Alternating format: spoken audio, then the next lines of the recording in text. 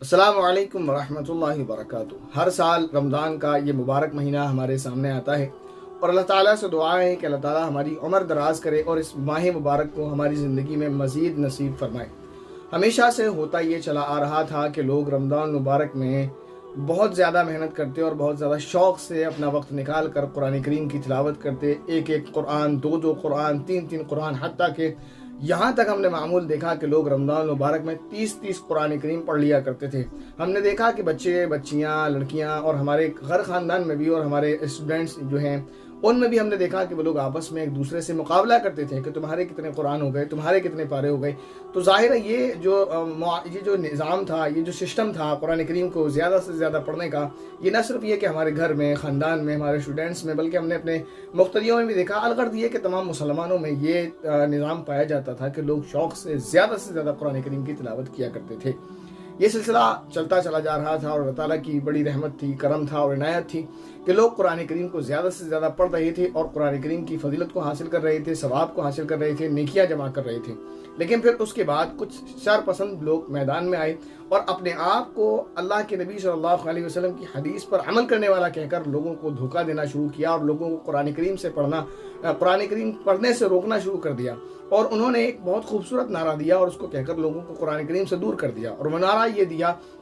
کہ ایسے 10 قرآن کریم پڑھنے سے کیا فائدہ، بلکہ ایک بھی قرآن کریم پڑھنے سے کیا فائدہ، تھوڑا پڑھو مگر سمجھ کر پڑھو، بنا سمجھے پڑھنے کا کوئی فائدہ ہی نہیں ہے۔ اور انہوں نے یہ کہہ کر امت کو قرآن کریم سے دور کر دیا، اس لیے کہ امت قرآن کریم کو سمجھ کر تو کیا پڑھتی، ان کے پاس اتنا ٹائم ہی نہیں ہے، انہوں نے اس کو قرآن کریم کو پڑھنا ہی چھوڑ دیا۔ اور یہ ان شر پسندوں نے دین کے نام پر کیا اور حدیث کے نام پر کیا۔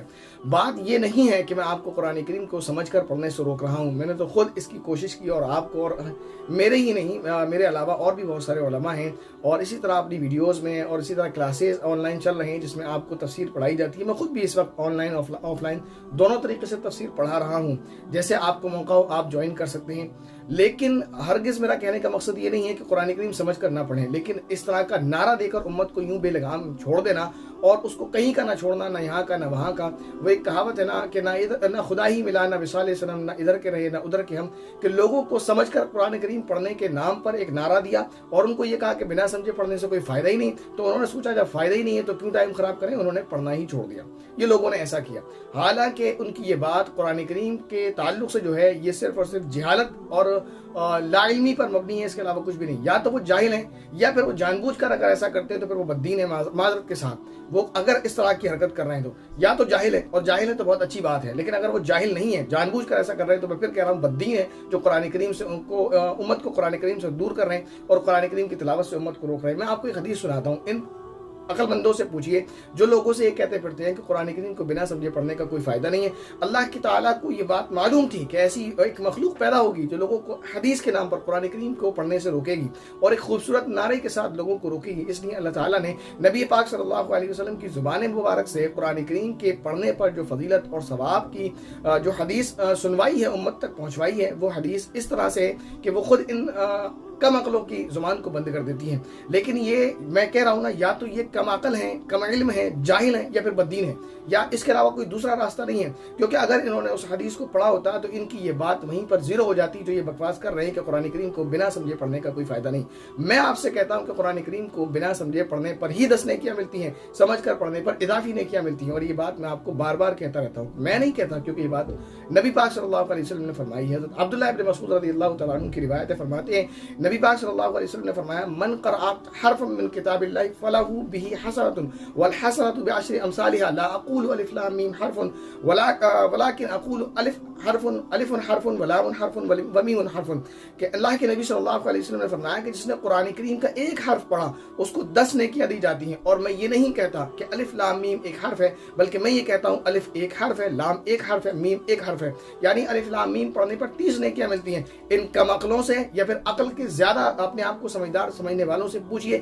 کہ الف لام میم کے معنی کیا ہیں، اور اسی طرح قرآن کریم میں الف لام میم را، الف لام میم صاد، الف لام را، حا میم عین اور اسی طرح کاف ہا یا عین صاد وغیرہ جو حروف مقطعات ہیں ان کے معنی کیا ہے، ان کا مطلب کیا ہے، یا پھر آپ یہ کہتے ہیں کہ معاذ اللہ ان کو پڑھنے کا کوئی فائدہ ہی نہیں کیونکہ نیکی نہیں ملتی، تو پھر قرآن کریم میں ہونے کا مطلب کیا ہے؟ اور یہ دیکھیں اللہ کے نبی صلی اللہ علیہ وسلم نے جب مثال دی کہ ایک حرف پڑھنے پر 10 نیکی ملتی ہیں، تو کسی ایسے حرف کی، کسی ایسے لفظ کی مثال نہیں دی کہ جس کے معنی اور مطلب ہمیں اور آپ کو معلوم ہے، بلکہ ایسے لفظ کی مثال دی، ایسے حرف کی مثال دی جس کے معنی اور مطالب کسی کو معلوم ہی نہیں ہے۔ اس سے یہ بات صاف طور پر پتہ چلتی ہے کہ اللہ کے نبی نے جو حرف بتایا ہے وہ ہے جس کے مطلب کسی کو نہیں پتا، جس کے معنی کسی کو نہیں پتا، جو اس کو سمجھنا چاہے گا تب بھی نہیں سمجھ سکتا، جو اس کو جاننا چاہے گا تب بھی نہیں جان سکتا، اس کے باوجود اس کو پڑھنے پر 30 نیکیاں ملیں گی۔ تو آپ مجھے بتائیں اس حدیث سے کیا ثابت ہوتا ہے؟ سمجھ کر پڑھنے پر نیکیاں ملتی ہیں یا بنا سمجھے پڑھنے پر بھی نیکیاں ملتی ہیں؟ 10 نیکیاں بنا سمجھے پڑھنے پر ہی ملتی ہیں اور سمجھ کر پڑھے گا تو اضافی بھی نیکی ملتی ہیں۔ مجھے بتائیں اس حدیث سے کیا پتہ چلتا ہے کہ قرآن کریم کو بنا سمجھے پڑھنے پر کوئی فائدہ نہیں ہے یا قرآن کریم کو بنا سمجھے پڑھنے پر ایک حرف پر 10 نیکیاں ملتی ہیں؟ مجھے بتائیے آپ۔ تو اس لیے میں آپ سے بار بار کہتا رہتا ہوں کہ یہ جو اس طرح کی باتیں کرتے ہیں، جو امت کو انہوں نے حدیث کے نام پر، دین کے نام پر، قرآن کریم کو سمجھنے کے نام پر اس طرح قرآن سے دور کر دیا اور لوگوں کو پڑھنے سے محروم کر دیا، یہ اس کا خود قرآن جو ہے اللہ تعالیٰ کے سامنے اس کے خود جواب دہ ہوں گے۔ اور رہی یہ بات کہ قرآن کریم کو سمجھ کر پڑھنا، تو میں نے اس کا طریقہ بتا دیا علماء کرام کی زیر نگرانی، اور پھر علماء نے تفاصیل لکھی کیوں ہیں، اور میں اس پر آپ کو ایک ویڈیو ریکمینڈ کروں گا جو میں نے آپ کو پہلے بتائی ہے کہ اگر کسی کے دل میں یہ غلط فہمی ہے، کوئی یہ سمجھتا ہے کہ علماء لوگوں کو قرآن کریم کو پڑھنے سے اور سمجھنے سے روکتے ہیں، تو یہ اس کی بے وقوفی کے علاوہ کچھ بھی نہیں ہے۔ میں نے وہ پورا ویڈیو ریکارڈ کرایا، آپ اس میں سن لیں ایک ایک بات۔ تو یہ بات کہنا بالکل بکواس ہے اور میں اس بات کو زیادہ لمبا نہیں کروں گا، زیادہ طول نہیں دوں گا، بس اتنی بات آپ سمجھیں کہ قرآن کریم کو بنا سمجھے پڑھنے پر ہی 10 نیکیاں ملتی ہیں۔ امید ہے میری بات آپ کو اچھے سے سمجھ آ گئی ہوگی۔ السلام علیکم ورحمۃ اللہ وبرکاتہ۔